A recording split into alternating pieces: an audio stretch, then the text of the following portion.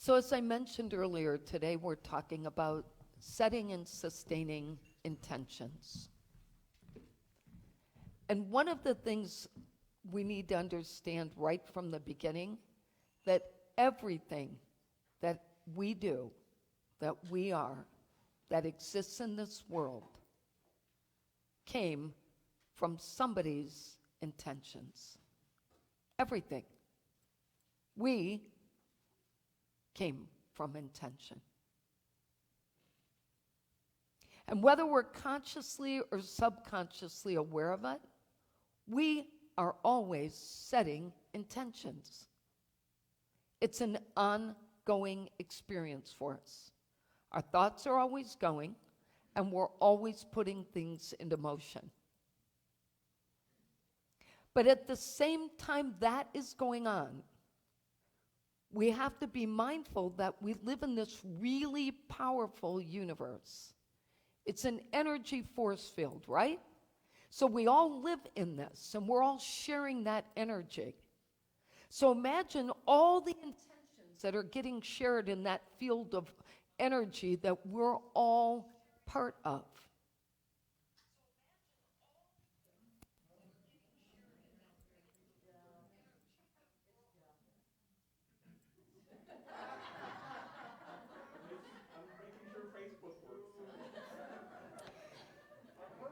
Listening to me once isn't enough for you?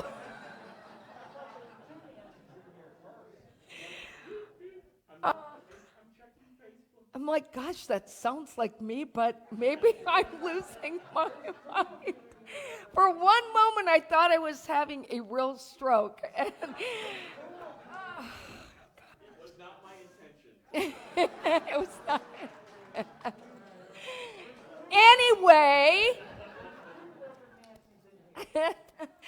so being conscious that we're putting all these thoughts into place, and being conscious that we share all this space with animals, plants, vegetables, and everybody, right? What I want you to remember is that everything we put out there has the power to actually take hold. So it is very important that we be mindful about what we're setting as an intention. But if we know and believe we live in this powerful universe, and we know and believe that we can set our own intentions, and that everything came from intention, then here's my question. Why is it we are constantly feeling disconnected from our source and having to get recentered and reconnect and experience that, gee, I don't feel grounded, or I need to get centered, or I'm off my game today? We all say it, right? We've all said it. It's that off day, but why do we get disconnected if we know these things to be true? Embracing this field force and maintaining awareness of it is something we have to do in an ongoing manner. We can't take our eye off of it. Now, for some of us, that means coming together on Sundays and sharing this time together so we can get that grounding. But we're never disconnected, so we need to be mindful. It's like hanging up the phone when you didn't. And you're still talking, only now you may be talking about who you hung up the phone to that you didn't. Right. So you have to be mindful and conscious about what's going out there. Wayne Dyer wrote a book called The Power of Intention. I'm going to talk a lot about that book today, because he talks about how animals, minerals, and vegetables never lose sight of their intention. They know exactly what to do. A bloom turns into a blossom. A seed turns into a vegetable. An animal knows when its hair comes off. It knows when it's mating time. It knows what to do. Okay? We, on the other hand, have these functioning brains, this incredible capability, and we're always looking for how to get grounded and reconnect to our source. Now, Wayne Dyer believes that this is a result of us having an ego. because animals, plants, and vegetables don't have egos. And we do. And he has these 6 aspects that he believes that come from our ego that hold us back. And I want to review them with you. So the first is, I am what I have. That my possessions define me. Now, he talks about how when we begin to doubt what our value is and whether or not we've achieved success in life, we go to whatever we were trained or guided on growing up. That mentality. So we might assess our net worth. We might look at what we have. We might feel like, oh yes, but I have all this, so this is what makes me successful. And he says that is a false pretense. The second one is, I am what I do. My achievements define me. And he says that if you think about those times that people have asked you, well, I said this, he didn't. Think about those times people have asked you, who you are, want to know more about you, and you define yourself by what you do. Is that really who you are? No, we're something far bigger than that. Number 3 is, I am what others think of me. This is a real killer. It works to our advantage and it works to our disadvantage, right? So when we're feeling bad about ourselves, we think of what other people think of us, and we call those people who we know have good opinions of us, right? Okay, but when we're feeling good about ourselves, that's a whole different thing. But either way, what others think of us has nothing to do with our ability to put forth what we're supposed to be doing in this lifetime. Number 4 is, I'm separate from everyone, and this is where our body is defines what we believe that to be true. So during COVID, we were all separated for so often we thought we were alone. And that turned into us thinking that we're separate from each other, but we were never separate. We share the same world. We share the same energy. Number 5 is, I'm separate from all that is missing in my life. My life space is disconnected from my desires. And this happens when we tell ourselves stories about what we're missing out on in life. And also when we convince ourselves that we exist as separate from our life experiences. Everything that's happened in our life, everyone who's been in our life is still part of our life. We're never separate from them. And so you can't miss out on anything if you're still part of that same force field. And number 6 is probably the one that most of us have spent a lifetime overcoming, and that is that I am separate from God. Now, some of us grew up believing that God decided what we were worthy of. God, the judge, decided if we were worthy of certain intentions, if we were worthy of receiving those intentions. But seeing God as a powerful force and not as a judge and jury is what determines whether or not we can let that belief go. Now, Wayne Dyer suggests that we try to figure out which of these 6 aspects is holding us back. Which of these 6 parts of our ego is convincing us that we cannot be present in our intentions? And he said this, which I want to read this quote. When the supremacy of the ego is weakened in your life, you can seek intention and maximize your potential. He also outlines 4 steps to getting to our intentions, and he explains it's a process of getting back to our most natural state in order to set those intentions into motion, while at the same time letting go of our ego. So let's just walk through these steps in a sensible way. The first one is discipline. Now, the best example of this he uses, I really like. He says, when you're training your body to do something, you practice, you exercise, you eat healthy, but you do all these things to make your body do what you need it to do. And he said, you know automatically that is a discipline. And discipline, setting intentions requires that same discipline, which is nurturing, practicing, and exercising, that those intentions are going to be put into action. The second one is wisdom. He says you can have discipline, but if you don't add wisdom to discipline, it looks like this.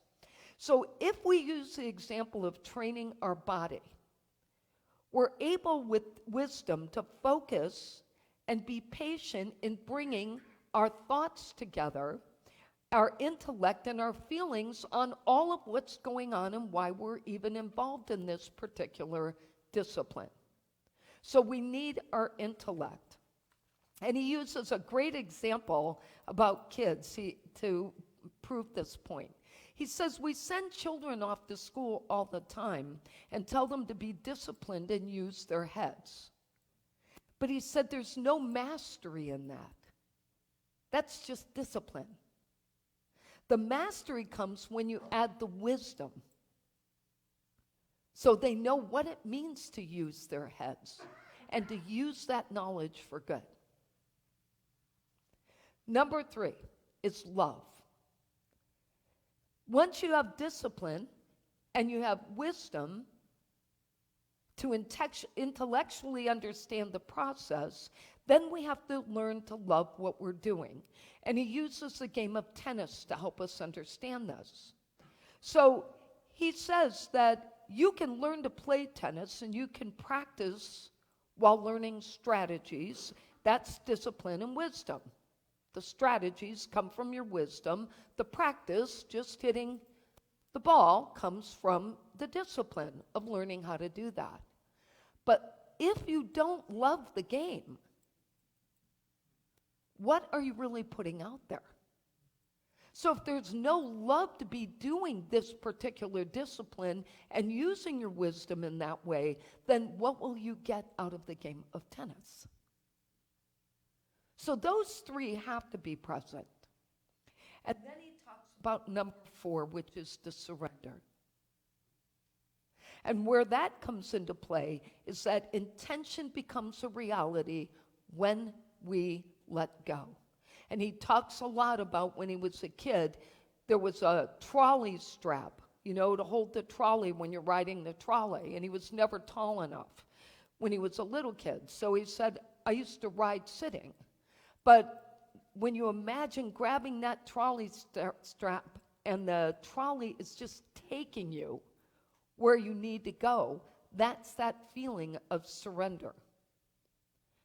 And he explains it as our body and mind no longer being in charge, we relax into allowing ourselves to be carried by the same power that turns acorns into trees, blossoms into blooms, and microscopic dots into humans.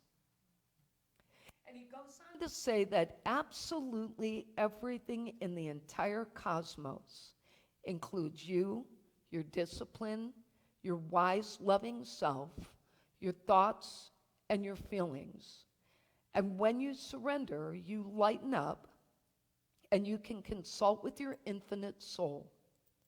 Then the power of intention becomes available to take you wherever you feel destined to go. So, from my perspective, setting our intentions then means identifying the proper discipline that we need to prepare for that intention, using our wisdom and intellect to process our thoughts about what we need to be doing, ensuring we love what we're setting into motion, and surrendering to the universe to make sure that we trust that reality to come forward. Now, surrendering's tough if you're a control freak. So that's not an easy one. And while all the 4 steps, he says, make sense and sound simple, I think there are a few things we have to really think about to make this work for ourselves. So first is being able to experience that inner sense or awareness that our intentions are coming from our divine source and not us is the first and most important thing. How do you know if it's you thinking it or you're being divinely guided? And the difference is, you know you didn't think it. How many times has something come to you and you go, wow, where'd that come from? That's divine guidance. When you thought it and then you regurgitate it, that's not really divine guidance. That's you thinking. Inner urgings that we are setting as our intentions have to feel natural to us. Just like the blossom turning into a bloom. So if we have to stop and analyze whether this is the right thing, it's not. Just know it's not.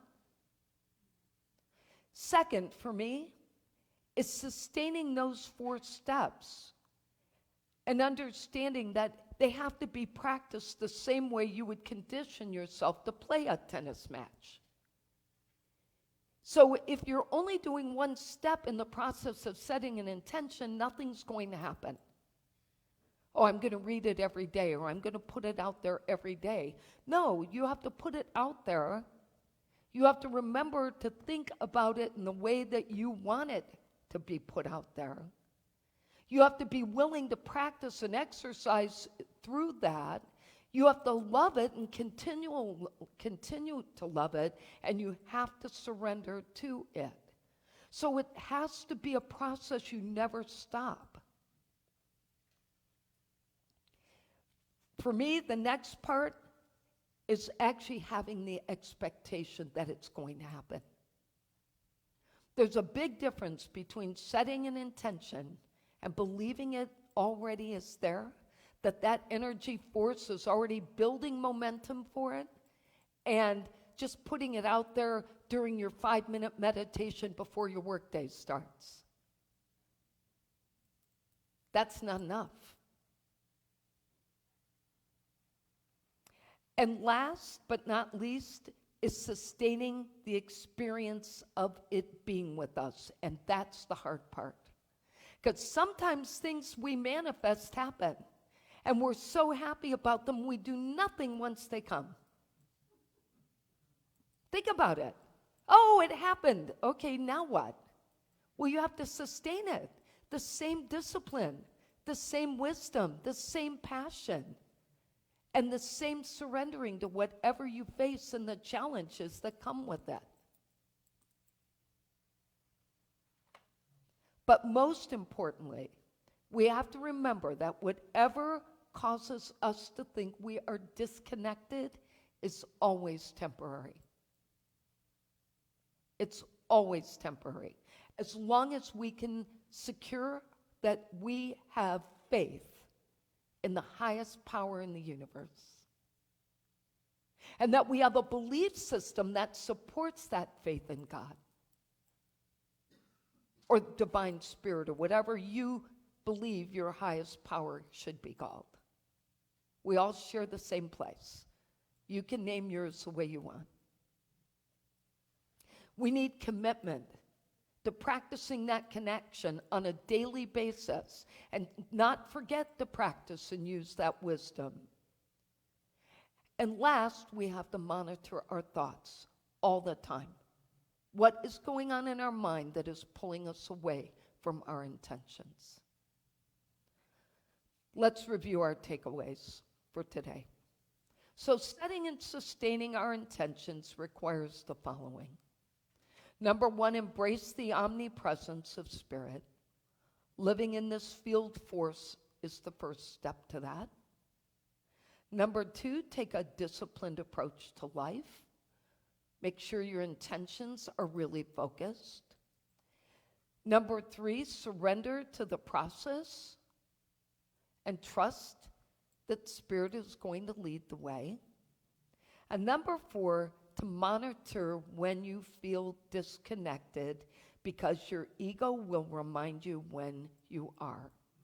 If any of those 6 things are happening to you, then you know you have gotten off track. Our affirmation today is, I am living my intentions. Let's say that together. I am living my intentions. And I want to share a quote from Wayne Dyer. He said, the power of intention is the power to manifest, to create, to live a life of unlimited abundance, and to attract into your life the right people at the right moments.